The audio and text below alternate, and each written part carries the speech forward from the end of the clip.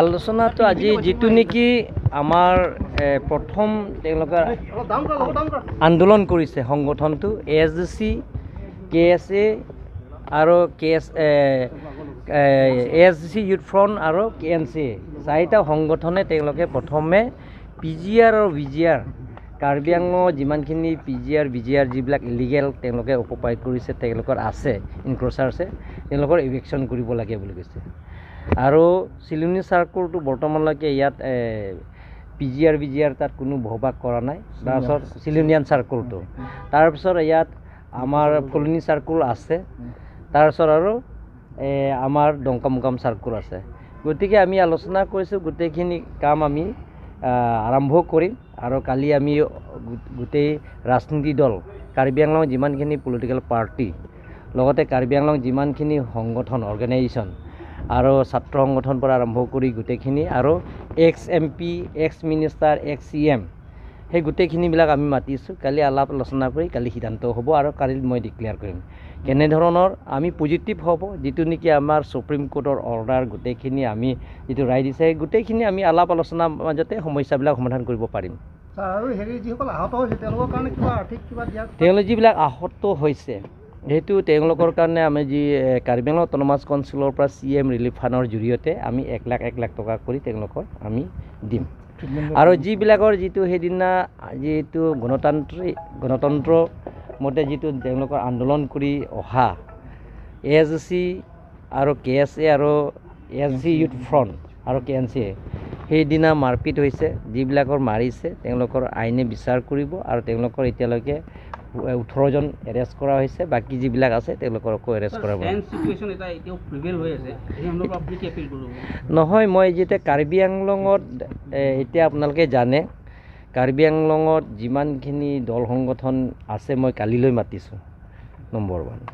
আৰু কাৰ্বি আংলঙৰ স্থায়ী শান্তি কাৰণে মই সদায় মই অনুৰোধ কৰোঁ যে কাৰ্বি আংলঙৰ স্থায়ী শান্তি হ'ব লাগিব স্থায়ী শান্তি হ'লে আমি যিকোনো উন্নয়নমূলক কামৰ আমি আগবাঢ়িব পাৰিম নম্বৰ 2 তাৰপিছত এতিয়া মেট্ৰিক চলি আছে যিটো চলি আছে সেই মেট্ৰিকৰ পৰীক্ষা দিয়া অহা যোৱা বহুত কষ্ট হয় গতিকে যিটো ধাৰণা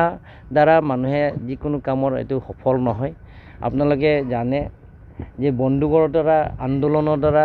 যিকোনো সমস্যা সমাধান নহয় আমি আলাপ আলোচনাৰ মাজতে সমস্যাবিলাক সমাধান কৰিব পাৰিম গতিকে আমি আলাপ আলোচনা কৰিলে গোটেইখিনি সমস্যাবিলাক সমাধান কৰিব পাৰিম labang pen pini pini kacing mai ateng abang ke labang ke lasu kachisong we 19/2/2024 তাৰিখে উৰিজনকৰ পৰা আমাক এখন চিঠি দিছিলে যে বিশেষকৈ খেৰণিৰ যেটো অপ্ৰীতিকৰ যি ঘটনা হ'ল সেই ঘটনাৰ সন্দৰ্ভত ইয়াৰ লগতে কাৰ্বি আংলং জিলাৰ ভিতৰত কাৰ্বি আংলং আৰু ৱেষ্ট কাৰ্বি আংলঙৰ ভিতৰত ইয়াত PGR আৰু VGRৰ ওপৰত ইয়াত যেটো অবৈধভাৱে যেটো বসবাস কৰি আহিছে সিহঁতৰ ওপৰত এটা আমাৰ ASDC ইউথ ফ্ৰণ্ট আৰু লগতে KSA কাৰ্বি ছাত্ৰ সন্থা দুইটা সংগঠন লৈ পেলাই মিলি পেলাই বিগত যোৱা 8 তাৰিখৰ পৰা আমি আৰম্ভ কৰিছিলোঁ এই তাৰপিছত 15 তাৰিখে আৰু অপ্ৰীতিকৰ ঘটনা হ'ল কিছুমান হিন্দী স্পিকিং যুৱকে অপৰাধীয়ে আক্ৰমণ কৰিলে তাৰে 11 জন ইনজিউৰ্ড হ'ল মাৰ খালে গতিকে এই সন্দৰ্ভত বিভিন্ন কাৰ্বি আংলং আৰু অসমতে বিয়পি পৰিলে আমাৰ এটা ভয় হৈছিলে যে এইটো এটা সাম্প্ৰদায়িক এটা সংঘৰ্ষ হোৱাৰ এটা সম্ভাৱনা আছিলে সেইকাৰণে ফ্লুৱেণ্টলি দিন বাই দিন মানে এটা দিনৰ পিছত দুটা দিনৰ পিছত আমি মানে এটা প্ৰেছ মিট কৰি আহিছোঁ যাতে যেন কাৰ্বি আংলং এই ঘটনা লৈ পেলাই এটা অপ্ৰীতিকৰ ঘটনা নহয় এটা শান্তি সম্প্ৰীতিভাৱে আমি এটা গণতান্ত্ৰিকভাৱে আমি আন্দোলন কৰিছোঁ এই সন্দৰ্ভত কাৰ্বি আংলং অট'নমাছ কাউন্সিলৰ যি CM মহোদয় ডক্টৰ তুলিৰাম ৰংহাং তেখেতৰ নেতৃত্বত তেখেতে অফিচিয়েলি আমাক জনালে যে আজি আলোচনাৰ বাবে বিশেষকৈ PGR আৰু VGRৰ ওপৰত এটা আলোচনাৰ বাবে আমাক মাতিছে তেখেতৰ অনুৰোধ মৰ্মে বা চিঠিৰ মৰ্মে আমি আজি ASDC KSA KNCA প্ৰতিনিধি লৈ পেলাই আমি আলোচনা কৰিলোঁ এটাকে আলোচনাত বিশেষকৈ আমি ৰিটেন লিখিতভাৱে আমি তেখেতক আমি দিছোঁ বিশেষকৈ আমাৰ বাকীবিলাকতো মই নপঢ়োঁ আৰু আমাৰ যিটো মূল দাবী মূল দাবী পাঁচটা কৰিছে, পাঁচটা দিছোঁ, তাৰে মই পঢ়ি দিছোঁ, ইংৰাজীত আছে। Honorable Sir, under the above circumstances, we the undersign on behalf of our party and organizations and the people of Karbi Anglong and West Karbi Anglong place the following proposals and demands for taking immediate necessary action. Number 1, eviction drive be conducted in all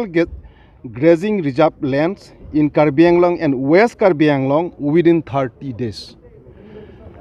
30 দিনৰ ভিতৰতে যিমানটো চৰকাৰী যি প্ৰক্ৰিয়া আছে এইটো ইভেকশ্যনৰ প্ৰক্ৰিয়া এইটো সমাপ্ত হ'ব লাগে বুলি কৈছে। 30 দিনৰ ভিতৰতে ইভেকশ্যন হ'ব লাগে।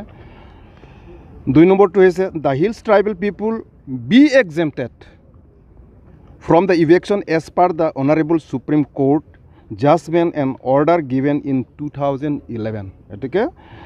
Honorable যে Supreme Courtৰ যিটো judgment order 2011ৰ ভিত্তিত আমাৰ যিটো হিলছ ট্ৰাইবেল পাহাৰীয়া যি জনগোষ্ঠীসমূহক এইটো ক'লে যিটো ইভেকশ্যনৰ পৰা এইটো ৰেহাই দিব লাগে। এইটোৱে অল মাইগ্ৰেণ্টছ অৰ ইনফ্লাক্স বি ইভেক্টেড। এটাকে আজি কাৰ্বি আংলঙত আৰু ৱেষ্ট কাৰ্বি আংলঙৰ যিটো এটা ডেম'গ্ৰাফিক যিটো পপুলেশ্যন জনসংখ্যা যিটো বাঢ়ি গৈ আছে বা মিল খোৱা নাই, যাৰ ফলত নেকি আজি কাৰ্বি আংলঙৰ এটা থ্ৰেটেনিং আহিছে, এটা থ্ৰেট আহিছে কাৰ্বি আংলঙৰ জীৱনৰ ওপৰত, বিশেষকৈ ইণ্ডিজিনিয়াছ ট্ৰাইবৰ ওপৰত এটা থ্ৰেট এটা আহিছে, এটা ভয়ানক এটা থ্ৰেট এটা আহিছে, যিহেতু ইয়াৰ ভাষা সংস্কৃতি এটা শেষ হোৱাৰ এটা উপক্ৰম হৈছে। গতিকে এই ভিত্তিত লৈ পেলাই কাৰ্বি আংলঙৰ যিমানটো মাইগ্ৰেণ্টছ